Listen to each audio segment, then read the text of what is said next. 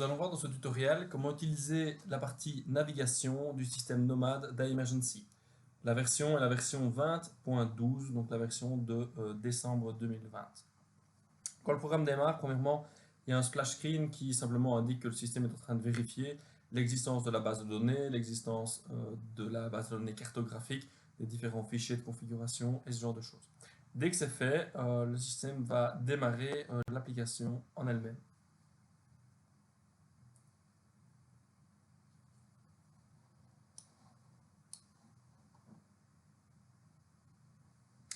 Voilà, alors vous voyez que l'application a démarré. Premièrement, on va décrire un petit peu l'écran. Donc vous avez la partie principale ici qui est l'écran de gestion avec les différents panneaux qui vont se relayer. En dessous, vous avez les différents statuts qui peuvent être passés sur la tablette. Vous avez ici les 4 voyants qui vous indiquent comment se comporte le GPS, par exemple la base de données, ce genre de choses. Et puis à gauche, vous avez le menu qui vous permet de changer les différents écrans ici principaux.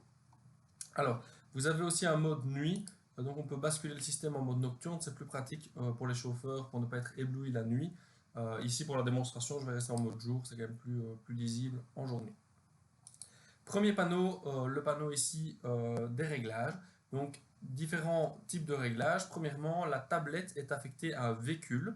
Vous voyez ici à quel véhicule la tablette est affectée. Et donc, automatiquement, lorsque la tablette se connecte au système de dispatching, au hub de communication, automatiquement, elle va charger du coup dans quel poste vous êtes et quelle unité vous êtes. Donc, la tablette est fixe pour un véhicule et c'est le dispatching qui peut affecter le véhicule à l'une ou l'autre unité, à l'un ou l'autre départ. Vous avez aussi l'information ici du nom de la tablette, simplement. Ça permet, en cas de débugage, d'utiliser ceci. Alors, la tablette peut être en deux modes, un mode ambulance ou un mode pompier. Pour ce faire, il faut cliquer sur déverrouiller. Vous introduisez le code de verrouillage de la tablette. Alors, je ne sais pas si c'est celui-là. Non. Voilà, donc vous introduisez le bon code. Voilà. La tablette est déverrouillée. Vous voyez qu'on peut alors maintenant changer le mode. Vous voyez, quand je passe en mode pompier, finalement, la différence principale, c'est que les deux statuts ici, vers hôpital et à l'hôpital, disparaissent. Effectivement, en mode pompier, ces statuts n'ont pas beaucoup d'intérêt, bien entendu. Pour reverrouiller, il suffit de appuyer sur le bouton et cela reverrouille les différents champs. Au milieu, vous pouvez indiquer les différents membres de l'équipage du véhicule. C'est particulièrement intéressant, par exemple, pour une ambulance ou ce genre de choses. Ça permet d'échanger l'information directement avec le dispatcher. Ici, vous avez les boutons de réglage du volume. Donc, on peut augmenter le volume de la tablette. On peut diminuer le volume de la tablette ou mettre en muet le volume de la tablette. Lecteur de carte d'identité. Donc, en appuyant sur ce bouton, on peut lire la carte d'identité qui sera dans le lecteur de la tablette et automatiquement, le système va envoyer l'information directement au système de dispatching et donc va permettre de l'échanger avec la tablette qui sert à faire les rapports dans l'ambulance.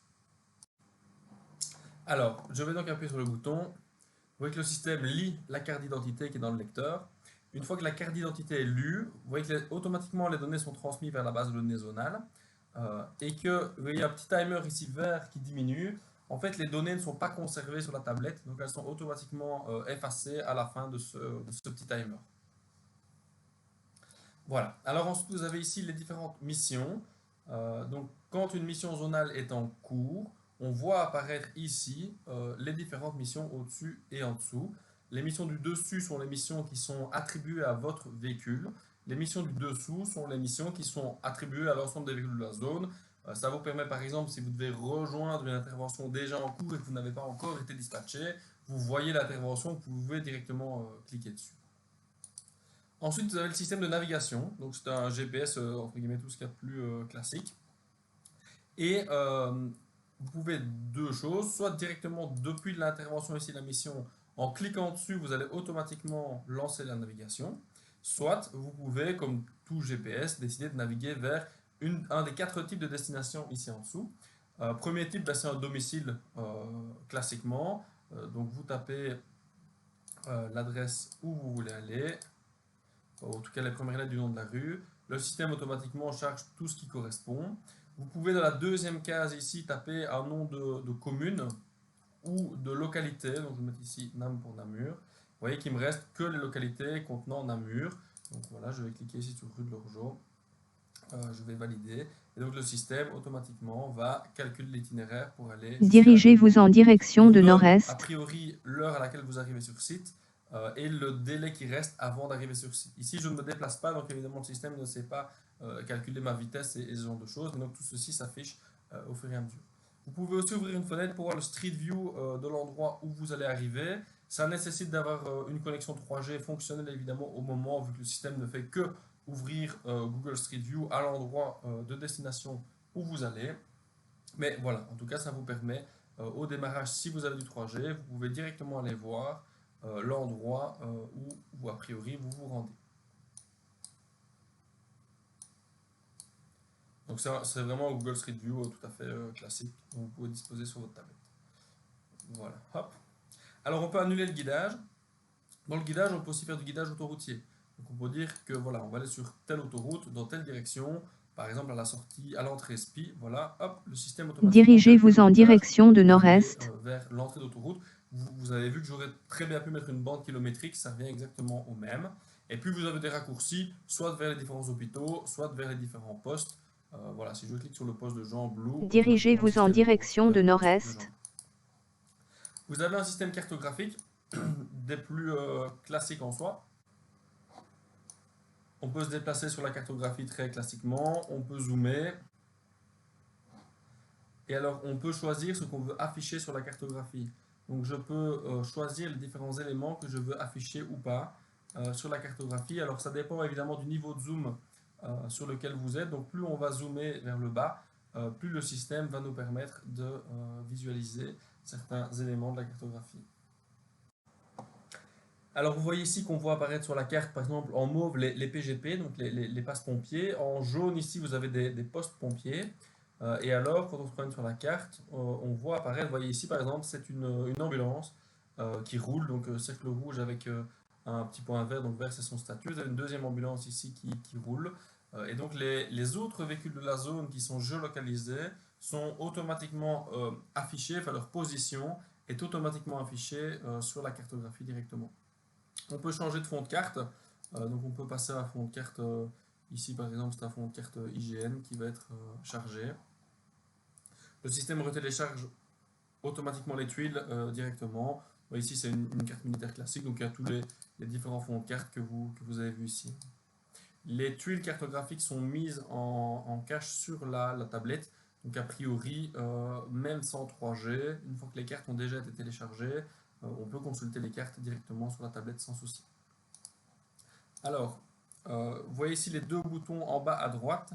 Le premier bouton ici au-dessus sert à centrer la cartographie sur la position actuelle, sachant qu'il faut évidemment que la tablette ait une localisation GPS. Donc je vais cliquer dessus. Automatiquement, le système va rechercher ma position et déplacer la carte pour me faire rejoindre ma position.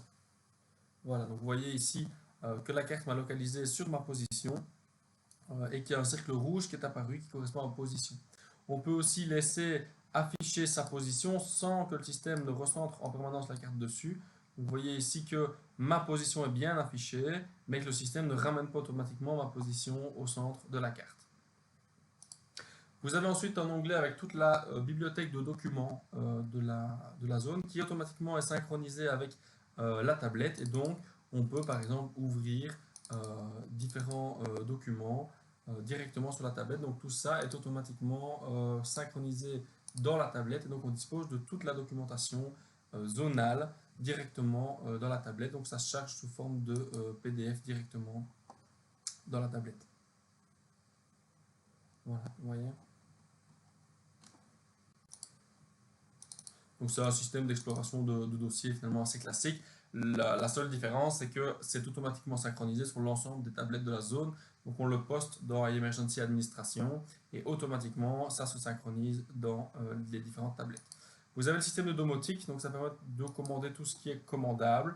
Donc je prends ici sur le poste de la mur, on sait par exemple modifier, on sait allumer ou éteindre l'éclairage du garage ambulance par exemple. Ben voilà, ici en cliquant, je viens d'allumer le garage, vous voyez que le système a bien reçu ma commande, donc le garage est allumé. On peut ouvrir les différents volets. Ensuite, vous avez tous les paramétrages. Donc, ça vous permet, ici la colonne de gauche, vous donne un état des lieux des différentes connexions. Donc vous voyez que je ne suis pas connecté en filaire par exemple, que le GPS me localise convenablement, que j'ai pas de carte 3G dans mon système. Je suis bien connecté au hub zonal, donc au système de gestion d'échange d'informations. Je n'ai pas de radio connectée à cette tablette-ci, et par contre ben, le serveur de tuile fonctionne, le Wi-Fi fonctionne, le serveur de navigation, de routage fonctionne, la base de données aussi, et vous voyez le niveau de charge de la tablette. Les différents boutons ici permettent de faire de petites actions. Par exemple, celui-ci permet d'éteindre le programme, celui-là de redémarrer le programme. Donc c'est toujours intéressant à un moment donné de faire un petit redémarrage de temps en temps.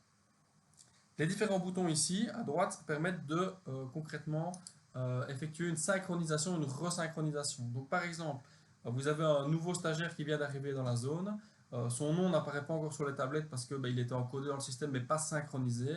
Donc en appuyant sur le bouton de synchronisation du personnel, vous voyez que le système va automatiquement resynchroniser l'ensemble du personnel zonal avec votre tablette. Et donc tout de suite après, vous pourrez récupérer l'information directement dans le système. Vous voyez qu'il y a un bouton ici plus, enfin une petite flèche play plutôt tout au-dessus. Si vous souhaitez lancer une synchronisation totale de la tablette, de l'ensemble des différents champs, vous appuyez sur ce bouton ici au-dessus et ça va lancer un après l'autre l'ensemble des différents éléments de synchronisation. Attention tout de même que, par exemple, la synchronisation des bâtiments, il y a plusieurs millions de bâtiments dans la base de données, et donc le système va quand même prendre plusieurs dizaines de minutes, voire quasiment une bonne heure et demie pour synchroniser les bâtiments. Et donc il faut faire attention de quand on lance cette synchronisation. Sachant qu'elle peut toujours être arrêtée, donc on peut appuyer sur le bouton stop pour arrêter la synchronisation si jamais on avait besoin de la tablette de manière imminente.